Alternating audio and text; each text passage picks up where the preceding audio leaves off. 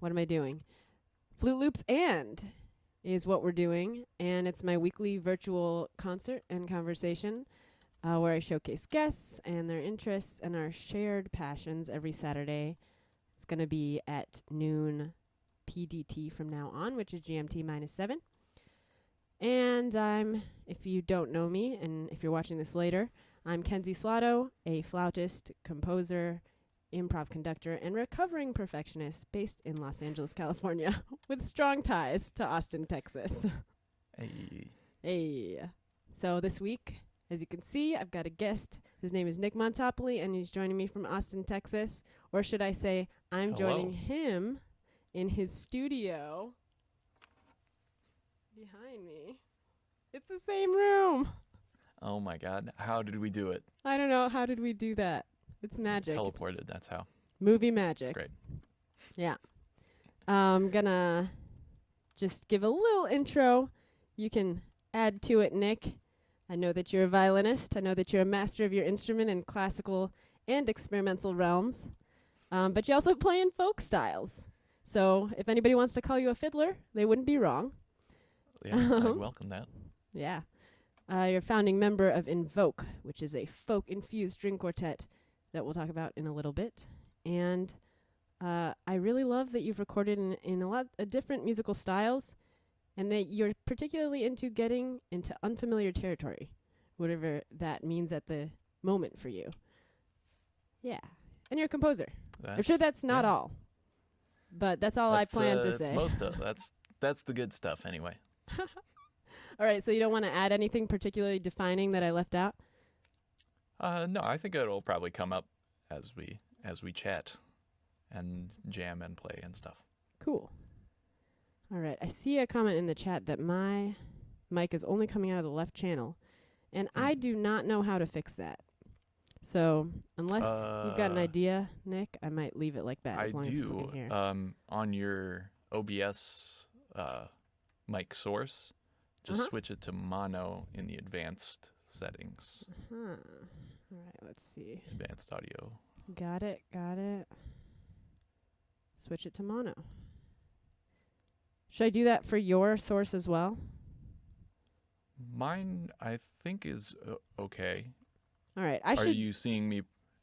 If you're seeing me pop up on both channels in the mixer, then that should be fine. Oh, yeah. But I think I was seeing me pop up on both channels as well. Anyway, I changed it to mono, so hopefully, thanks for the heads up, Alan. Hopefully you can hear me coming out of both channels now. Nice. Sweet. All right. So, this hour, I'm calling it Flute Loops and Fiddlesticks, because fiddlesticks is another word for a violin bow. And isn't that clever? I'm probably only going to say it that one time. But we're going to play some music. It's clever enough. Maybe it deserves two. You know, we'll save another one for the end. Yeah, throw it in there. Thanks. I love how you build me up. That's basically why you're here. That's it. Exactly. That's the only reason.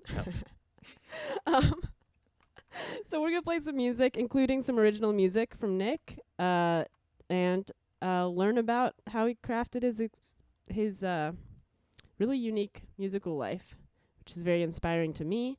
And we both love improv and collaboration, so we'll probably touch on that stuff too. So let's start off with an improvised duet, shall we? We shall. Yeah. I'm really excited. This morning when we sound checked, we made a discovery that was shocking to me, maybe not so shocking to Nick. That based on the audio sources we have set up, we do not run into the Zoom tendency to decide who's more important. So both of our instruments can come through at their normal volume. So this is hopefully a level up in virtual duetting. We shall soon find out. Yeah, we'll soon find out. It sounded like it in the soundcheck recording. Awesome. Can somebody give us, and if somebody doesn't, I'll just volunteer Alan, a prompt for this virtual duet. I want to get two, actually.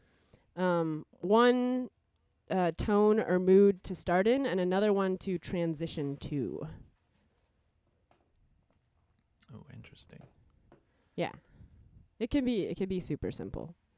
Or it could be complex, and we may just interpret it however we want. All right, Alan, I'm telling you that you need to give us a suggestion or two. Let's see. I'm excited. Yeah, me too. My Alan's dad's good at also suggesting. yeah. Suggesting. Alan's good at that, and my dad's also really good at that. So Oh, cool. we'll see. We'll see what they come up with. Oh, grumpy to serene. Oh, wow. Do you see this next one from Alan? Oh, yeah. And NASA SpaceX. Oh, yeah, that's happening today, isn't it? Oh, They had to yeah. scratch on Tuesday or Wednesday or whatever. Wow. Let's do space. Space? Yeah. Let's do I like space, that. and we start out grumpy in space. Grumpy in space to serene in space? Yeah, exactly. Okay, perfect.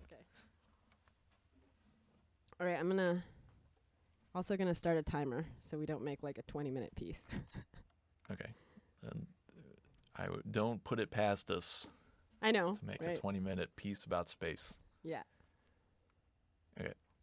I'll switch my mic over here.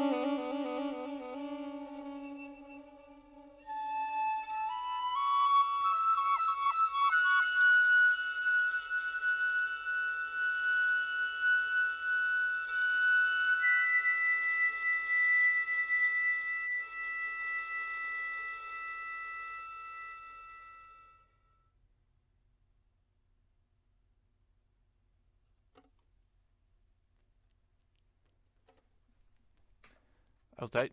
Yeah. That was dope. That was good. Yeah, I'm into it. Yeah, that was Alan good. liked it, and my dad says it sounds like happy whales in space. Happy whales in space. Yes. Nice. Can I post that on the internet and tag it Happy Whales in Space? I think so. I would strongly encourage that. Love it. Okay. Swimming deep waters and hearing whale songs. Awesome. Yes. Awesome. And one Space thing- whales, like, really nothing wrong with space whales when you think No. about it. Everything is right about space whales. Everything is right with any sea creature that's in space. I'm into it. Anybody who's watched Star Wars Rebels, you know what I'm talking about. There's some good outer space sea creatures in Star Wars. I guess Rebels. I'm going to have to do that now that It's we good played a stuff. song It's about good space stuff. whales. Yeah. And I can also totally imagine a complete narrative play about Mhm. space whales. Mhm. So maybe Absolutely. that'll happen sometime. Coming soon. To this live stream, potentially. So let's talk a little bit about what just happened, improvisation, and where it fits in for you. Sure. Like, yeah, maybe starting with the really small detail of what was going through your head when we were just doing that, improvising together. It's it's always interesting doing this over the internet.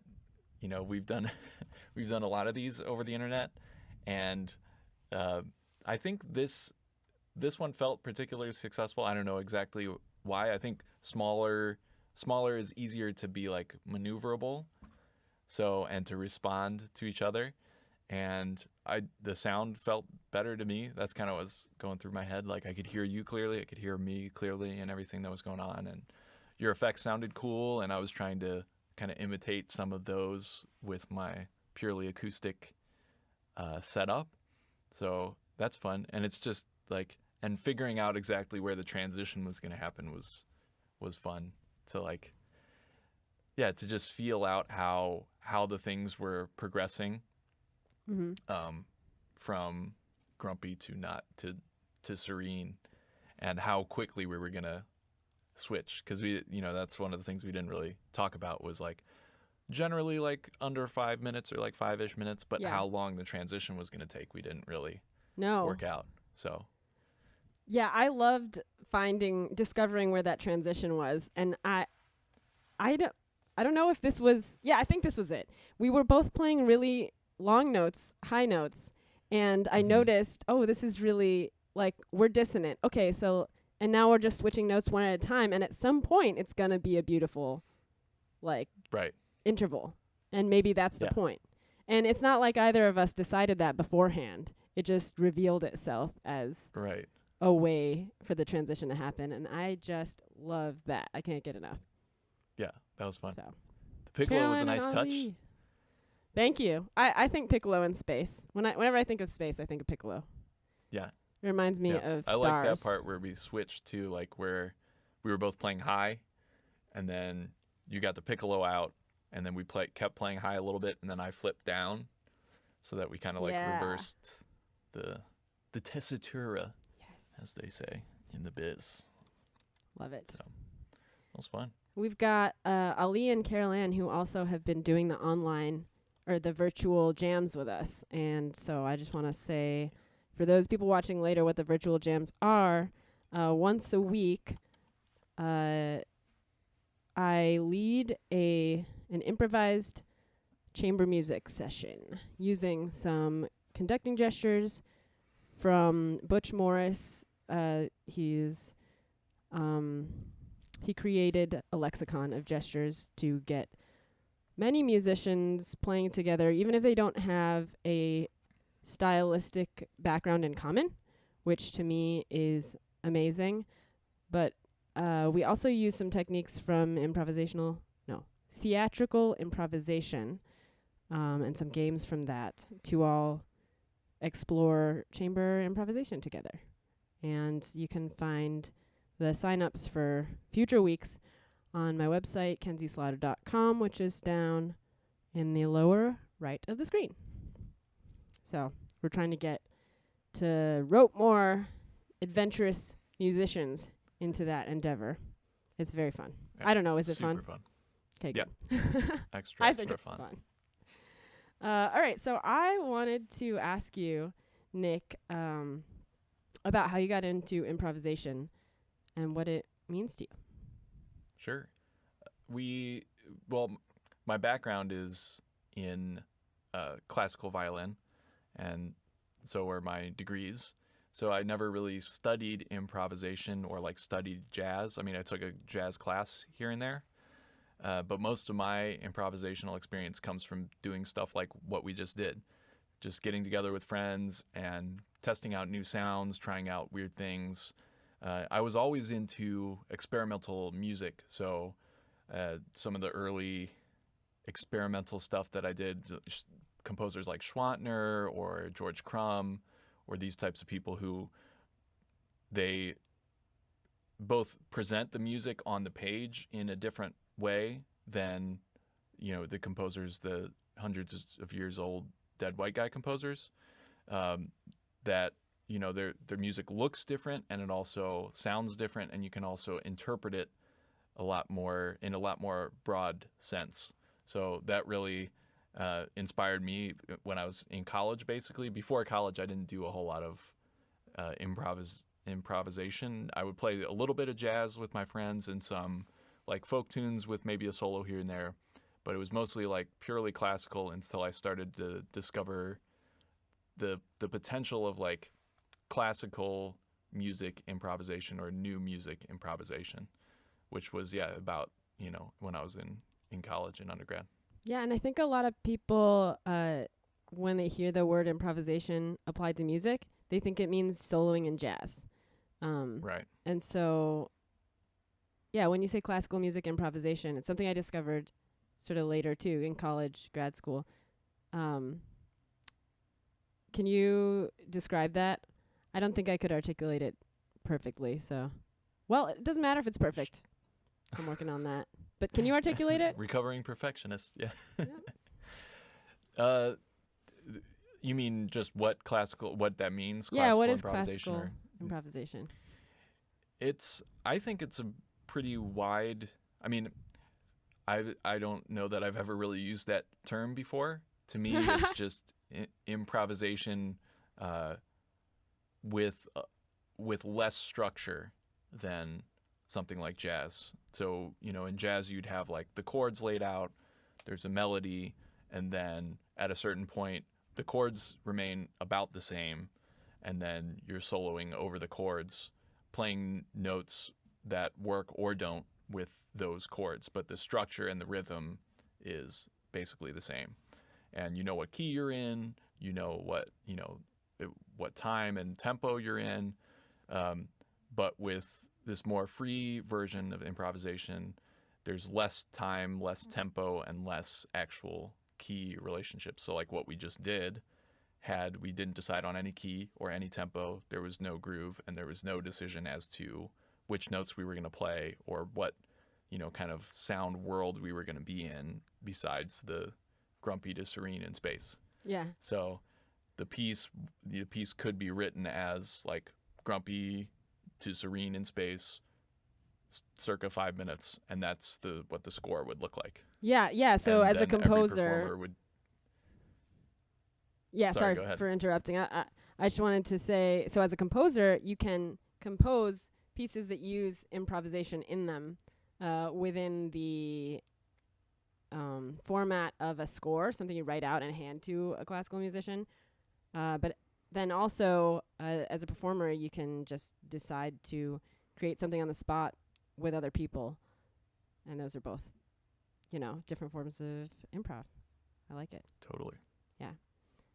All right. So leading into this piece that you wrote that has a lot of elements of improv in it, can you tell us a little bit about about your composition stuff and why you wrote this piece? Sure. So I wrote this piece for a live stream for one of Invoke, the quartet that I play for. One of their live streams, we've been doing what we call Invoking Pieces, which is, the four of us are staying at home and isolating in our separate houses, but we all live here in Austin. So we've been doing streams where we all call in, kind of like Kenzie and I right now, and we stream solo sets, short solo sets of 10 to 20 minutes or whatever, over the course of an hour or two. And some of the stuff I've been doing that has been classical music or music by other composers. But for this particular stream, I wrote a piece, used loosely because it involves a lot of improvisation, and the source material is J.S. Bach. I have a book right here, J.S. Bach chorales, and he wrote hundreds and hundreds of chorales. They're 4-voice church songs, essentially, and the harmonies are really, really interesting and complex, even for something very short. So the piece was originally going to be 3 chorales, based on 3 chorales. Then it ended up being 2 with like an interlude in between. So the whole piece is in 3 movements, I guess you could say. And the first and last movements are based on chorales. And the middle one is completely improvised, but all of them are very heavily improvisatory and improv based. Awesome. And you said it's also sort of based on your quarantine experience? A little bit, yeah. It was, it's hard not being able to play with people. I mean, obviously we did a little bit of that just now, but playing with people and collaborating is one of my favorite things to do. It's what my career is based around, with the guys in Invoke and everything, and it's just hard not being able to do that as much as I would like to. So that kind of led me down this electronics path. I've always been interested in computer music and electronics, but this really helped me dig into how to make that work. And the piece, I also think, came out pretty dark as a result, just because how I was feeling at that time. Yeah, play how you feel. Right, exactly. Yeah. And so it might be lighter today because I'm feeling a little happier, but I guess we'll see. Yeah, well, we'll find out. Amazing. All right, I'm gonna turn off my video here. Sure. Do you want me to play one movement at a time or the whole thing? What do you Why don't you do one and then show us your nickel harpa in progress? Okay. And then play the rest. Sounds good. Yeah. Sounds good. All right, so this is the first movement, and it's based on Chorale 228, which I have here in front of me because I haven't memorized it yet. Don't ask me what the German means because I do not know. But yeah, here we go, and then I'll talk a little bit about it afterwards.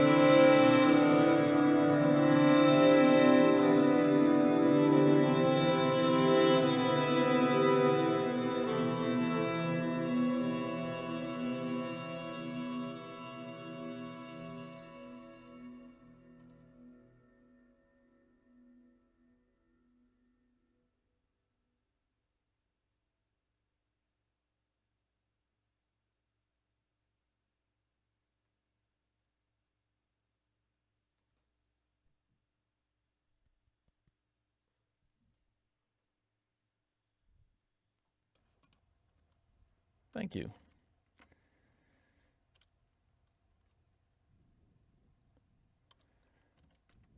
So that was the first movement based on Chorale 228, which is only about, it's only 6 bars. 6 bars long. And so to just play it or sing it all the way through would not take as long as that. But there's so much material in there that's so dense that it's, you know, it's really fun to be able to work with that material and kind of stretch it out a little bit. I was using an effect called Spectral Hold, which I won't nerd out too hard about unless anybody asks. But it's basically an effect that freezes a portion of the sound of the sound spectrum of what you're playing. So it takes a little chunk and it freezes the frequencies within that chunk, and then it just plays them for as long as you want.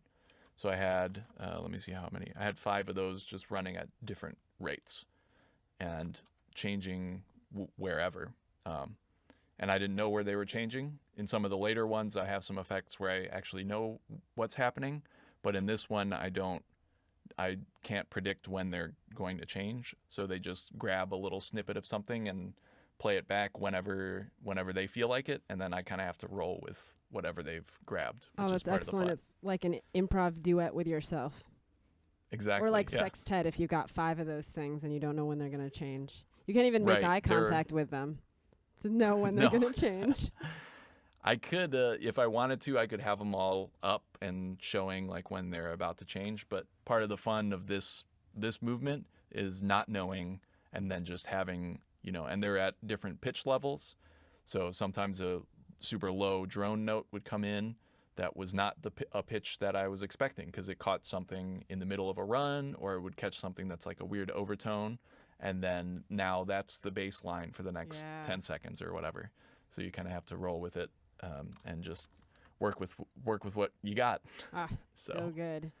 And I wanted to jump in before you did the next thing, and then I totally forgot what the important thing was that I was going to ask you. So never mind. We were going to talk about nickel harpa. Yeah. Oh no, I remember. Now or later? Wait, I remembered the thing, which is that the fact that you just played a very small portion of notated music and expanded it out into several minutes of improvisation, combined with the fact that in the chat there's a comment that says, I could imagine that playing during an epic scene in a big movie. Why not use that concept while live scoring an improvised play and say, this is the climactic moment in this play, or like, here's 4 bars that is going to be this whole scene. I'll show you.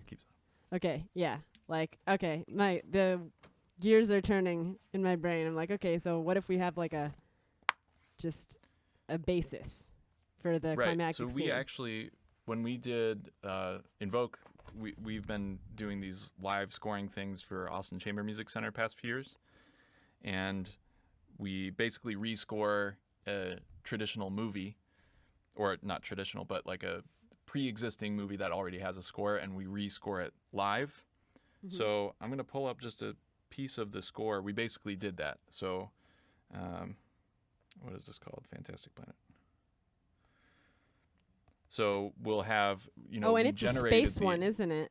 Right. It's a space one. It has a lot of effects like what you just heard and synths and stuff like that. So a lot of these things will be, I'm looking at the wrong thing.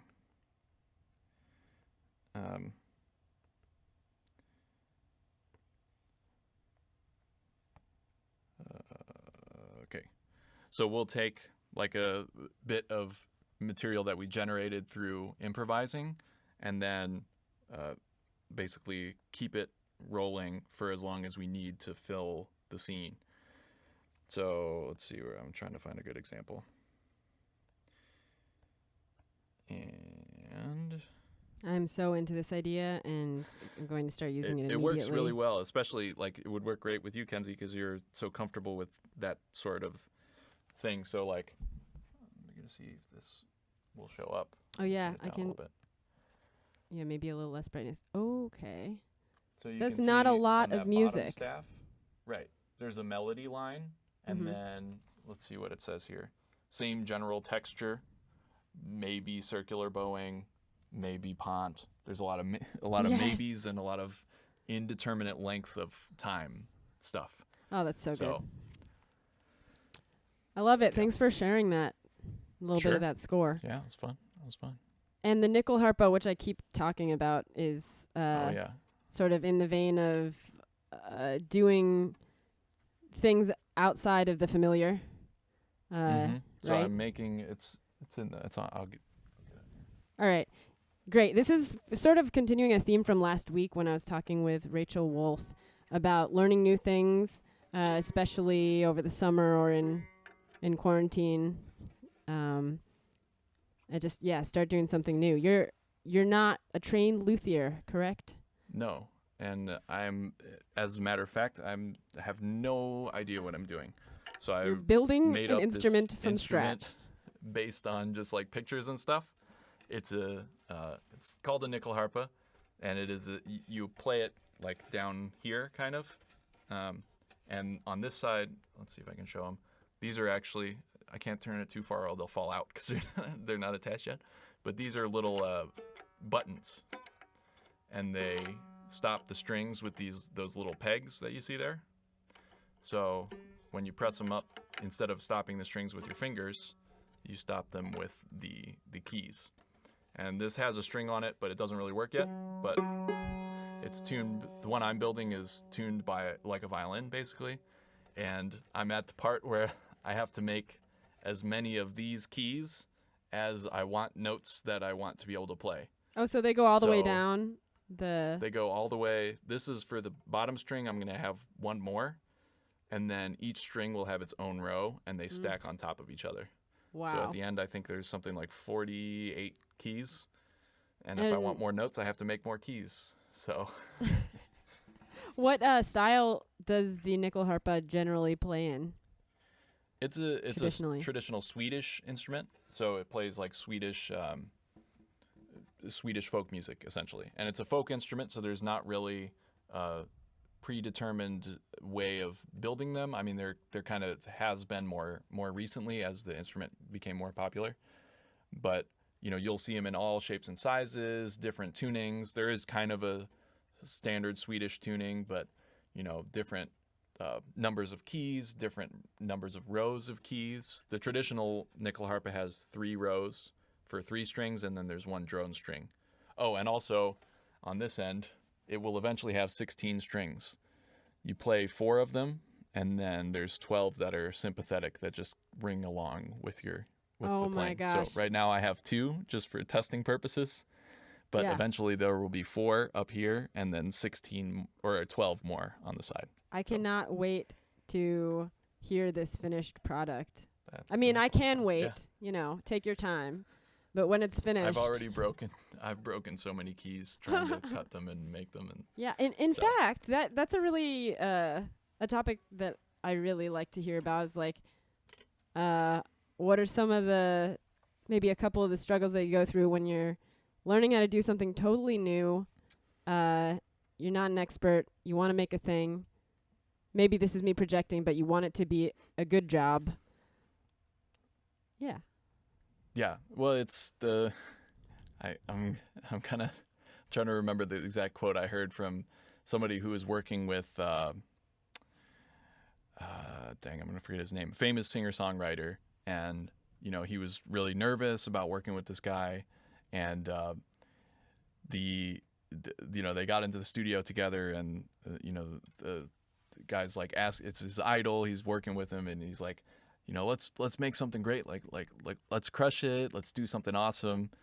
And the dude says, maybe we should make some crap first. Like, let's just churn out some crap, you know. Wow. And I think that's kind of that a lot of the creative process, at least in my experience, is like, you got to make a bunch of crap, and that's like part of it. And then after that, you know, finally you dig through that, and you'll come up with something that you think is worthwhile.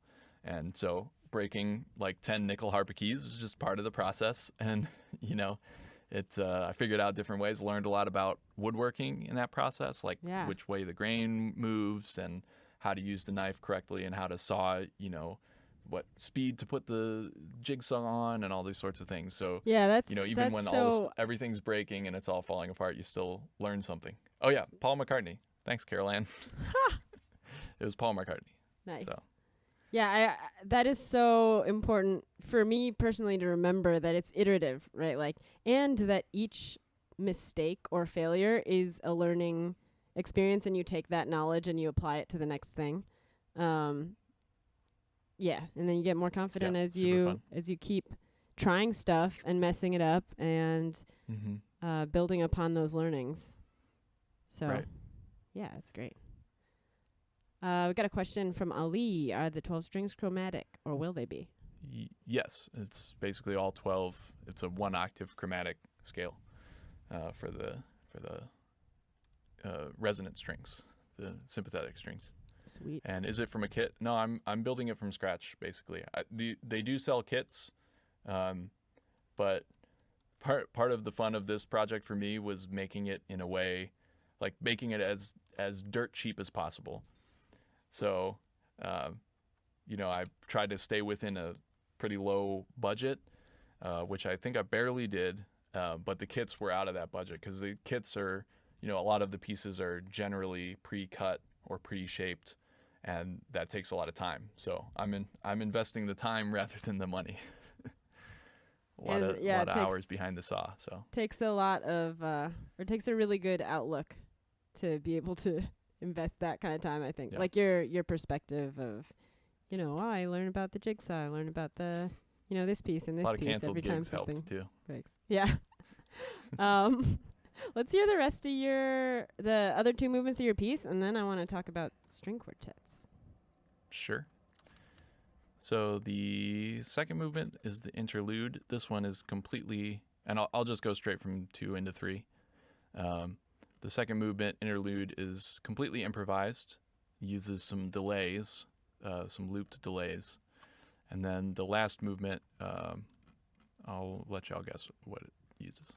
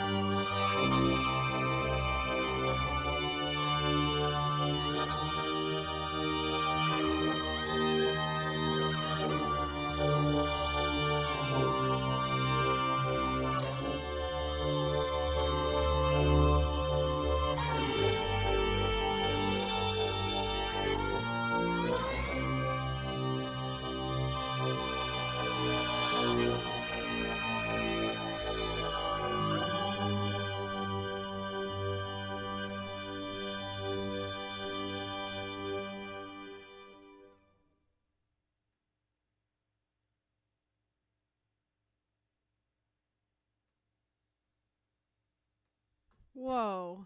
That was epic. Both of those. I loved it. I loved the range of the Thanks. electronic sounds. Thanks. And Cool, French I background, thank you. keep thinking about space whales. It was a very Space Whales appropriate piece. Yeah. That's our new band name, by the way. I Space didn't tell you Whales. that I was That's gonna start. I'm so down Okay. to be Cool. one of the Space Whales. Excellent. Yes. Um Thanks everybody. yeah. Yeah. Is it some synth? comments coming. So all of the processing was live processing, so like taking the violin sound that was going in and redirecting it. So it sounds kind of synthy, but it's actually just retuned and processed violin sounds. Both the interlude was just delays that are basically infinitely looped and coming in and out at different places. And I actually, in that one, I am looking on my screen. I can see when they're starting and stopping, which kind of helps me figure out where it's going. And in the last one, it's essentially auto-tuned. So it's violin auto-tuned to the pitches of the Bach chorale. And then I'm improvising a line on top that is being then processed into those 4 lines. So it's relatively simple, but what comes out is trippy and weird and different every time because it is being processed live. You know, any little things that I do differently, the software will react differently. So I guess that's related to like the, wanting to play with people is, I'm not just creating a backing track and playing along with it. I'm creating something that has its own kind of, personality, you could say, and has its own reactions to what I'm doing. So it's not the same every time, which kind of gets boring to me. Super interactive and reactive, like you said. Yeah. So there are a couple more things that I want to talk to you about, and then I want to do sort of a closing duet. I see we're at the hour, though. What are you doing? Do you have to go? Who, me? Yeah, you, Nick. Oh no, I'm sipping. Excellent. Great. Cool. Then we'll go another 15, 20 minutes and get in some more cool stuff. The first thing that I definitely want to talk about is the time-honored institution of the string quartet, which has been around since the mid-18th century, right? And is one of, if not the most prominent chamber ensemble configuration in classical music. That's 2 violins, a viola, and a cello. That's what it is, right? Exactly. But and that's what Invoke started as. But we've always had this interest in contemporary music, both experimental and more traditional, and in particular American music. So when we started, we were playing almost all American composers, some more famous ones, but we were trying to find American music that really spoke to us. So like Jennifer Higdon, we played early on. Some Peter Schickley. If y'all don't know Peter Schickley, he's most well known for he's basically the Weird Al of classical music. So he does like comedy versions of these various things. He's under the moniker PDQ Bach, who was like one of J.S. Bach's, kind of long lost sons or something like that. And so that's like his joke name. But then under his own name, Peter Schickley, he's published tons of amazing music that uses like American folk tunes and fiddle music and just like the sounds of America that he really loves. So we started playing some of his string quartets. He has 5 of them, and they're all amazing. And so we started doing those, and then from there we kind of morphed into writing our own music, which we do a lot of now. That's kind of in that same style. It's folk influenced. traditional American music roots influence, and we play banjo and mandolin. We sing kind of like a bluegrass band, so 4-part, 4-part harmonies, and so that's basically where we've ended up from starting at, like you said, Kenzie, one of the bastions of traditional classical music, Right. which is the string quartet. We're trying to kind of flip it around a little bit, using that as kind of a template. That is so inspiring to me as a musician who looked around, in my college years and early 20s, being like, well, there's a lot of cool musical stuff going on, but no one in particular appeals to me. I want to mash some different ones together, and to see a string quartet doing that on a very on a national, international stage, it is a really big thing. Like, you guys are definitely role models for me in just Thanks. putting together those things that you're passionate about, even though maybe the traditional classical world, there wasn't a precedent. Did you encounter any pushback when you were starting to do that? Anyone saying like, you can't go there? Or was it all pretty positive? We got, I would say it was maybe more positive than I expected. And I've also, I'm also been pretty deep in the super out there cerebral new music scene. So I wouldn't say it's like that, it's not kind of looked down upon in certain circles the way that community is, because, we're writing things that, and we're playing things that we find accessible because of their connection to more traditional styles or things that people might be used to hearing. So, our original tunes sound more like, say, like the Punch Brothers or something like that than they do what you just heard with crazy synths and electronics. Although, even as I'm saying that, the score of the section of which I showed you, which is going to be one of our upcoming albums, sounds more like that than it sounds like the Punch Brothers. So we're kind of just doing whatever we want to do and whatever fits the project, or what we're trying to do with it. And so yeah, as far as pushback, we got a little bit of, we're looking for maybe, when we're applying to residencies and things like that, some of them are looking for more traditional quartets who are, say, going to go play the Banff competition, where you have to have, all of the traditional string quartet canon prepared, and you have to play a Bartók and a Beethoven and all these different things. So we have had a couple of people say, you guys you're cool, but you're doing more experimental stuff, more folk influence stuff, and we're looking for someone more classical, which we definitely, we understand that there's a place for both of them. And, we feel like our place is in the more experimental realm, and we've found plenty of people and places and organizations that really support us, which is great. And there's also a place for quartets like our mentors, the Miro Quartet, who are amazing players and people.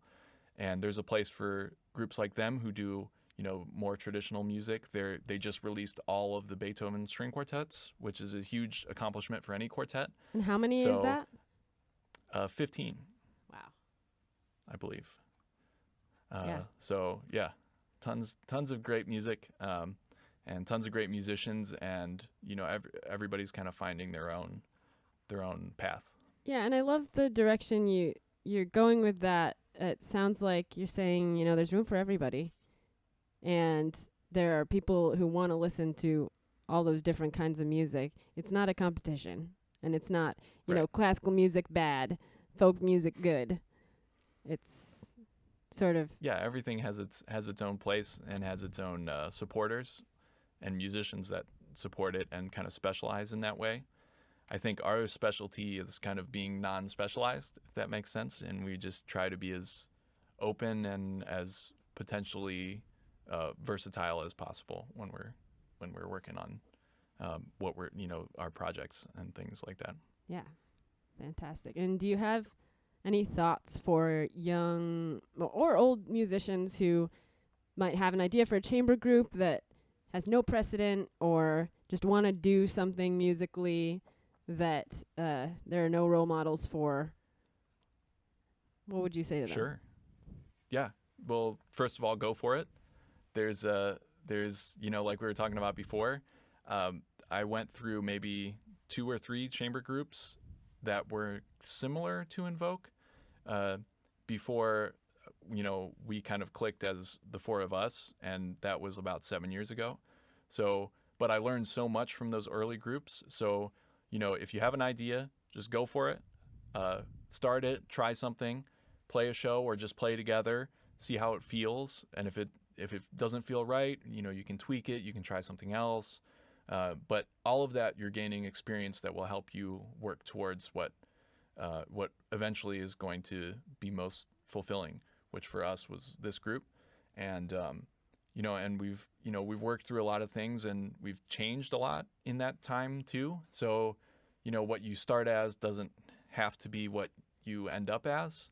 I think that's also, one of the things that music schools don't necessarily always encourage is, you're studying one thing in school, but you might use those skills for something else, or you might take skills that you've learned elsewhere and apply them to what you're doing in school or in whatever you think your career might be, which could change, drastically from school. So for the longest time, I thought I was going to be a orchestral section player, basically, for a job. And I think a lot of young musicians do, because that's the clearest trajectory. You can see it.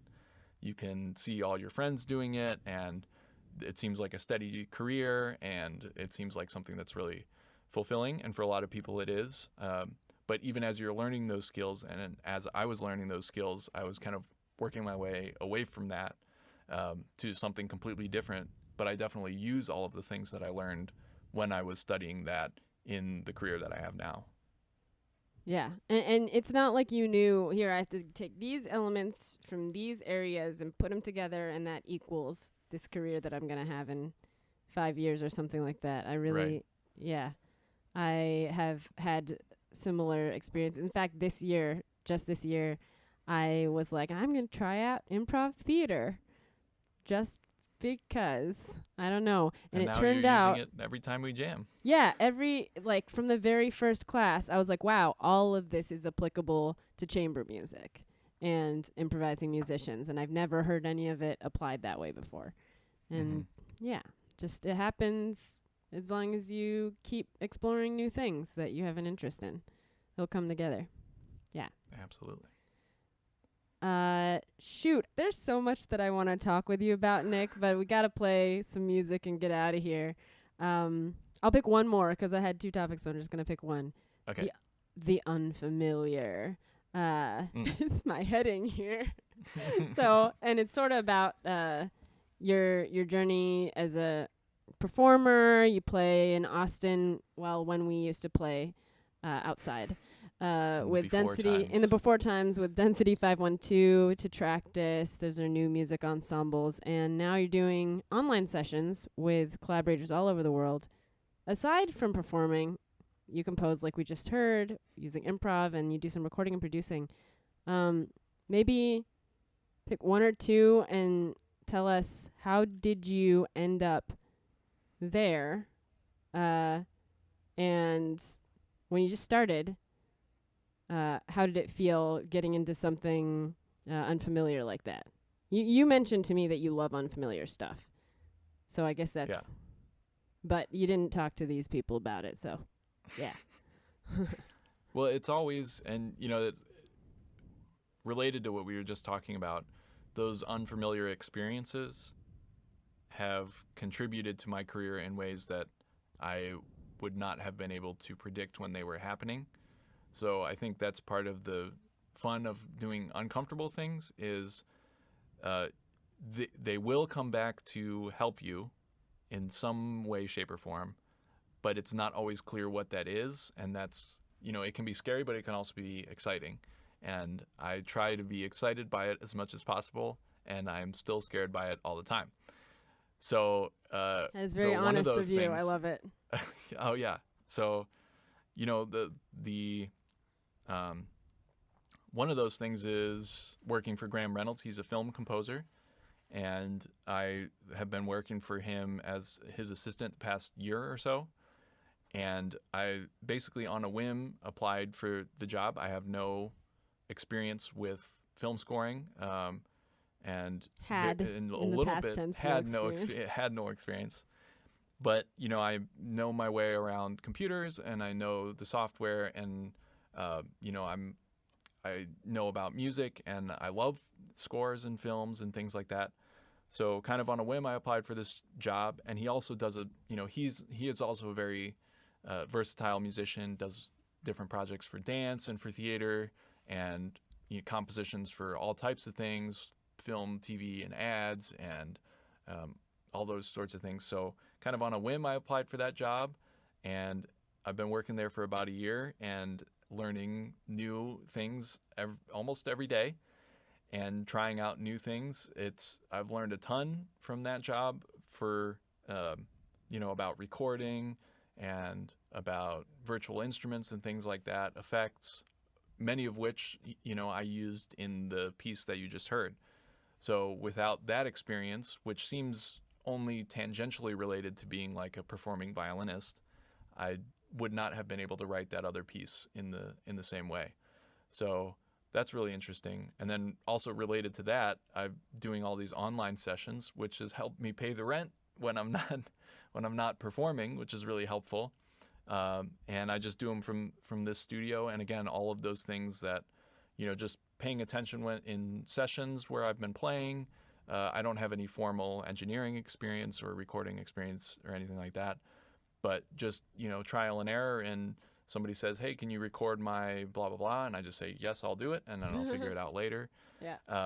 Has really helped and has helped me be able to do that, which is really fun. And I get to collaborate, like you said, with artists from all over the world and all different genres, and it's super fun and really fulfilling, especially when we're cooped up by ourselves all the time. Yeah. Awesome. So I don't have anything to add to that. That was so well said. Before Thank we you. play out the session with a duet, and I'm gonna ask you to play banjo for this because I want to hear some Interesting. banjo. If you have it, you have it around. I do. It's right here. Oh, okay, perfect. Before that, I just want to promote a few things. Your stream, Invoke's weekly stream, is Fridays at 7 p.m. Central. Is that the right thing? Yeah. So you said it at the beginning, but those are always really cool, getting to hear what each of you bring as solo stuff, and then sometimes they read poems, and they always talk about beer or whiskey. I think almost always. You can find, that's twitch.tv/invoke or invoke.sound. Invoke Sound. Let me Oh, double check. man. I think it's Invoke Sound. This is definitely Yeah, something twitch.tv/Invoke Sound. I'll put it in the chat. Thanks. Awesome. This is that.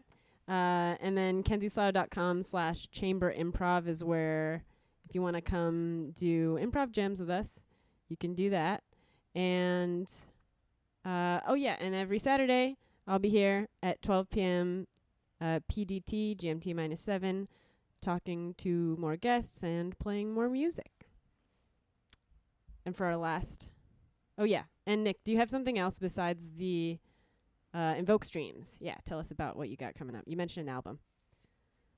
So, yeah, we're working on 2 albums. We finished recording them. One is the Fantastic Planet score, which I talked about a little earlier. And the other one is American Postcards, which is our commissioning project. We commission young American composers to write us pieces for our specific instrumentation and style. So we have 4 of those recorded, and that's going to be like volume 1. And then we have another 4 that are still to be recorded, and that'll be volume 2 probably in a year or 2. But so yeah, and I'll put Invoke's website and my website in here too, invokesound.com and then montopoli.com. And Invoke has a email list. So if you're interested in hearing when those albums come out, you can check out invokesound.com and you can sign up for our email list. Awesome. All right. I don't think we need prompts for this last one. Let's just jam it out. Let's just wing Let me it. see if my banjo is like prepared to be played. still has a microphone on it from our stream the other day, but I don't need it. All right.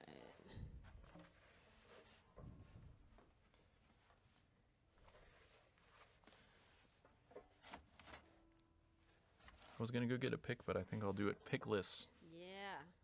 Just 'cause why not? I'll let you start again, 'cause you always come up with cool stuff.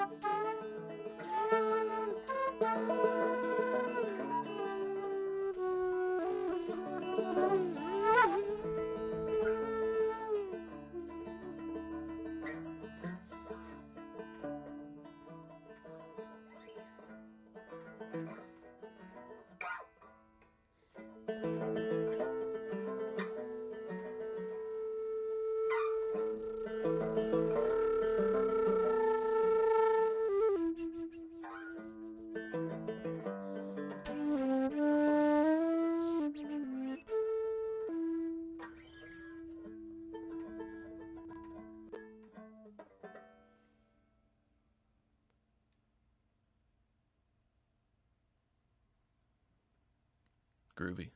Groovy. Thanks for putting up with me conducting you. Oh, that was good. That was good. It's good to have that, the vocab. Yeah. Awesome. Thank you, Nick, for coming and talking with me and having this awesome hour of improv and just insights. Love hearing from you. Yeah. Thank you. That was super fun. Thanks, everybody, for tuning in, hanging out. Thanks for hanging out, everyone, in the chat. Groovy, fantastic, great. I'm glad you liked it. I always enjoy doing improv, and it's nice when other people enjoy it, too. But really, actually, I don't have to, because we have enough fun doing it ourselves. Yeah. So impressed. Yeah. See you next Saturday if you're around and on the interwebs. Thanks, For everyone.